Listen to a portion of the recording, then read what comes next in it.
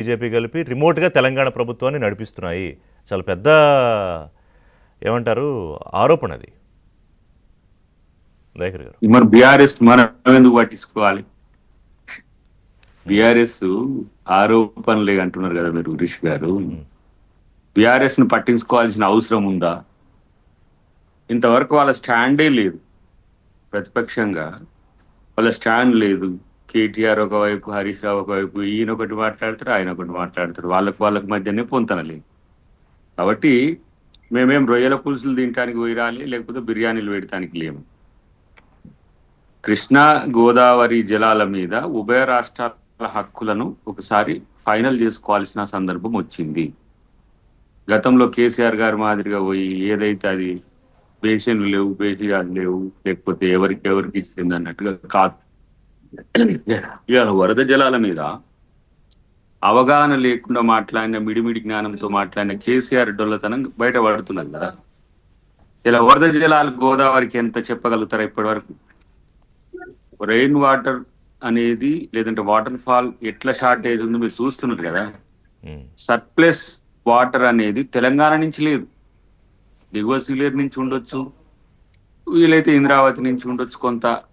కానీ మనకు తెలంగాణ ప్రాంతంలో ఇప్పుడు ఎస్ఆర్ఎస్పి నుంచి మొదలు పెడితే ఇక్కడి వరకు, తుపాకులగూడెం వరకు అయితే ఇప్పటి వరకు వరద దాఖలాలు లేవు. అలాంటప్పుడు వరద జలాలు మీరు ఏమైనా చేసుకోండి, 3000 పైచీలకు వస్తాయి నీళ్లు అని చెప్పేసి బనకచెర్ల జరిగేటప్పుడు అపెక్స్ కౌన్సిల్ జరుగుతుంది. అపెక్స్ కౌన్సిల్ కాదు, మర్యాద పూర్వకంగా జరిగిన సమావేశం ఇది.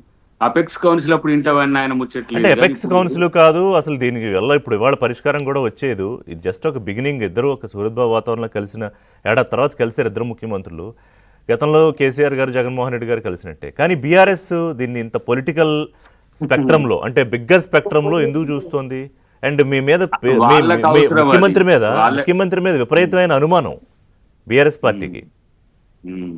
ఏది పోయి కాదు, ఏమన్నా రేవంత్ రెడ్డి గారి ఇంటికి చంద్రబాబు గారిని పిలిచిందా, లేకపోతే రాయలసీమ పోయి ఏమైనా రొయ్యలా అంటున్నగా ఇంతకు ముందు అంతా. మరి మీరు పోయినప్పుడు బేసిన్లు, బేసిజాలు లేనప్పుడు లేనిది ఇదంతా కూడా వీళ్ళ క్రియేషన్ అంతా. ఇప్పుడు ఏదో 650 కోట్లు పర్ మంత్ ఏదో బ్రాండ్ కొరకు కేటీఆర్ చేసుకున్నది. ఈయన హరీష్ రావు మళ్ళా ఈయన ప్రెస్ మీట్ పెట్టిండు, ఆయన ట్విట్టర్ లో పెట్టిండు. అయినా కూడా మీరు చర్చలు 650 కోట్లు ఏంటి అర్థం కాదు. పర్ మంత్ ఆయన బ్రాండింగ్ కొరకు మొత్తం సోషల్ మీడియాలో కవరేజ్ కొరకట. కాబట్టి ఇట్లా వస్తుంది కాబట్టి ఇప్పుడు మీరు చర్చిస్తారు. కానీ వాస్తవానికి ఎవడైనా తెలంగాణోడు ఈ పరిస్థితుల్లో ఏ విధంగా స్పందించాలంటే ఒక నిర్మాణాత్మకమైన సూచనలు ఉంటాయి. కానీ కలిస్తేనే మొత్తం అయిపోయిందంటే మరి ఎన్నిసార్లు కలిసింది మీరు? అసలే రిటర్న్ గిఫ్ట్లు ఇచ్చింది కదా, మరి దాన్ని ఎట్లా చూడాలి? కాబట్టి అది రాజకీయ కోణం.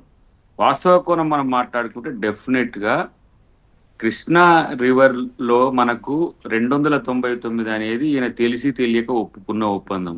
అది ఇప్పుడు మనం 530 పైచీలకు టీఎంసీలు రావాలి అంటున్నాం. ఇలా గోదావరి మీద మిగులు వరద జలాల మీద చర్చ జరుగుతున్నది. వరద జలాల చర్చ బనకచెర్ల వల్ల జరుగుతున్నది. కాబట్టి బనకచెర్ల అనేది ఇక్కడ ఎజెండా అంశమే కానప్పుడు వీళ్ళు ఎజెండాగా చేసుకుంటే మనం ఏం చేసేది లేదు. కానీ నికర జలాలు ఏవైతే ఉన్నాయో, నికర జలాల మీద ఉన్న ప్రాజెక్టులకి పర్మిషన్స్ లేనప్పుడు మనం బనకచెర్ల విషయంలో మాట్లాడొద్దని అనుకున్నాం, మాట్లాడలేదు. అవును, వీళ్ళు మాట్లాడండి, ఆంధ్రప్రదేశ్ ప్రభుత్వం మాట్లాడుతున్నారు, అది వాళ్ళ ఇష్టం. వీళ్ళు రాజకీయం కొరకు మాట్లాడుతున్నారు, వాళ్ళు మాకు బనకచెర్ల కావాలని చెప్పి ఒక ఆతృతతో వాళ్ళు ఉన్నారు.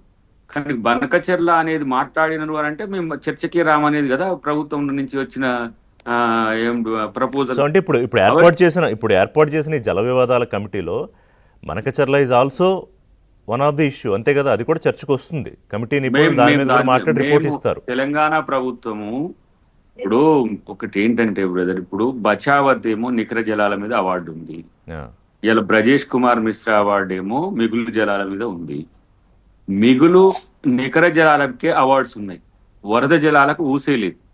వరద జలాలు అనేది అన్ఎక్స్పెక్టెడ్ థింగ్. దాని మీద ఇంతవరకు నాకు తెలిసి ప్రపంచంలోనే ఒక అంచనా లేదు. అది వస్తే వస్తుంది. దాని మీద మీరు ప్రాజెక్ట్ కడతామని అంటే మేము ఎందుకు దాని మీద అసలు చర్చించాల్సిన అవసరం ఉంది? సో అందుకే ముఖ్యమంత్రి ఏమన్నారంటే ఇప్పుడు గొడవ పడాల్సిన అవసరం ఏముంది, అదే పరిస్థితి వస్తే అవసరమైతే గల్లీ నుంచి ఢిల్లీ దాకా కొట్లాడతా. అసలు ఎందుకు కొట్లాడాల్సిన అవసరం? అట్లాంటి పరిస్థితి వస్తే ఆ పరిస్థితి రాదు. వరద జలాల మీద ప్రాజెక్టుకి అవకాశం ఇస్తే అది ఇక ఒక దేశంలోనే ఒక కొత్త పంచాయతీకి మొదలవుతుంది. వరద జలాల మీద లేదు. ఇప్పుడు కొన్ని ప్రాంతాల్లో మనం ఫ్లడ్ ఫ్లో కెనాల్ కట్టుకున్నాం. ఉమ్, ఇక్కడ శ్రీరామ్ సాగర్ కు అదే ఇప్పుడు ఇందిరా కాలువగా మా దగ్గరకు కూడా వస్తుంది. మిడ్ మానేర్ లేసి ఆ మిడ్ మానేర్ లేసిన వాటర్ మందం మాకు తుంగతుర్తి కానీ సూర్యాపేటకు కానీ వస్తుంది. ఎప్పుడు కూడా అది అలకేటెడ్ వాటర్. అది వరద అయినా కూడా ఇప్పుడు అసలు వరద జలాల మీద ఎంత గోదావరి వరద జలాలు అనేది నికరంగా తేల్చకుండా బనకచెర్ల మీద చర్చ వాళ్ళు పెడతా అంటే వీళ్ళు చర్చకు తెరలేపితే ఎవరు బీఆర్ఎస్ వాళ్ళు ఇంతకంటే తెలివి తక్కువతనం ఇంకోటి ఉండదు కదా. అసలు ఎవరు అంటే ఇందులో టెక్నికల్ అంశాల కన్నా కూడా పొలిటికల్ అంశాలు క్లియర్గా తెర మీదకి తీసుకురొచ్చి అక్కడ పొలిటికల్గా గేమ్ ప్లే అనేది అర్థమవుతుంది. అంటే బీఆర్ఎస్ ఎజెండా అదే అని అర్థమవుతుందా? పొలిటిక్స్ అనేది వాళ్ళు ప్లే చేసుకుంటే చేసుకోనియండి. 9 సంవత్సరాల వాళ్ళు చేయని పని ఇప్పుడు చేయాల్సి వస్తున్నది. మీరు ఎంత నికరంగా మేము తెలంగాణ అని చెప్పేసి అంత పెద్ద ఎత్తున మేము తెలంగాణ రాష్ట్ర సమితిని పెట్టుకొని సరే అఫ్ కోర్స్ తర్వాత భారత రాష్ట్ర సమితిని మార్చుకుంటా అనుకోండి. ఇలా తెలంగాణ అస్తిత్వాన్ని కోల్పోయేటట్టుగా చేసిందే కేసీఆర్ స్టేట్మెంట్స్. ఎన్నిసార్లు చెప్పాలి ఇంకా అది బేసిన్లు. ఇప్పుడు నేను ఒక మాట అంట, ఇప్పుడు గోదావరి బేసిన్ నుంచి కృష్ణా బేసిన్ కు రావడం అనేది అభ్యంతరకరం. కృష్ణా బేసిన్ నుంచి పెన్నార్ బేసిన్ కు తీసుకుపోవడానికి 11,000 క్యూసెక్లకు ఆ రోజు ప్రతిపాదన వస్తేనే పి జనార్దన్ రెడ్డి గారిని సీరియస్ గా మా పార్టీ నాయకుడు మాకు ముఖ్యమంత్రిగా ఉన్న రాజశేఖర రెడ్డి గారి మీద తిరుగుబాటు ఎట్లా చేసిండో మీకు తెలుసు. ఆ రోజు వీళ్ళు గవర్నమెంట్ లో ఉన్నారు. ఎవరు హరీష్ రావు, కేసీఆర్ వీళ్ళంతా కూడా.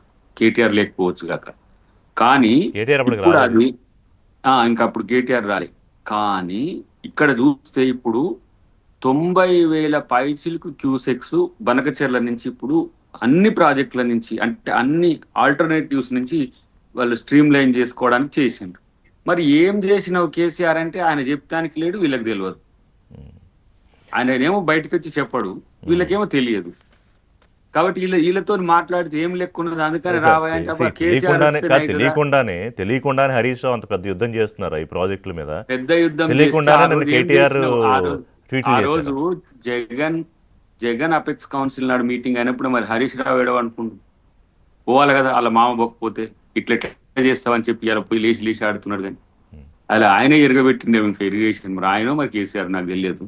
ఈ సెకండ్ అపెక్స్ కౌన్సిల్ కేసీఆర్ అప్పుడు వీళ్ళు ఎవరు పోలే, మౌనం అంగీకారం అనుకున్నారు. వాళ్ళు బనకచెర్లకు ప్రపోజల్స్ పెట్టుకున్నారు.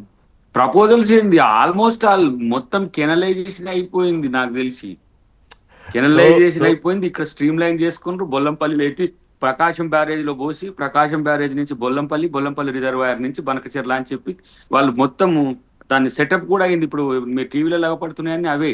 మరి అదంతా కడుతున్నప్పుడు రాయలసీమ ఎత్తిపోతల పథకం కూడా పర్మిషన్ లేనప్పుడు నువ్వు ఎట్లా కడుతున్నావు అని చెప్పి ఏ రోజన్నా పోరాడింది ఉందా? వీళ్ళు అది అడుగుదాం శ్రీధర్ రెడ్డి గారిని. బట్టి ఏంటంటే అంటే పార్టీల అధికారాలు మారితే ప్రయారిటీస్ మారిపోతాయా అనే అంశం ఒకటి. చిన్న బ్రేక్ తీసుకుంటా. ప్రకాష్ రెడ్డి గారు, thanks for being waiting. Prakash Reddy గారు, అంటే ఇందులో బీజేపీ ఎందుకు మౌనంగా ఉంది? వ్యూహాత్మక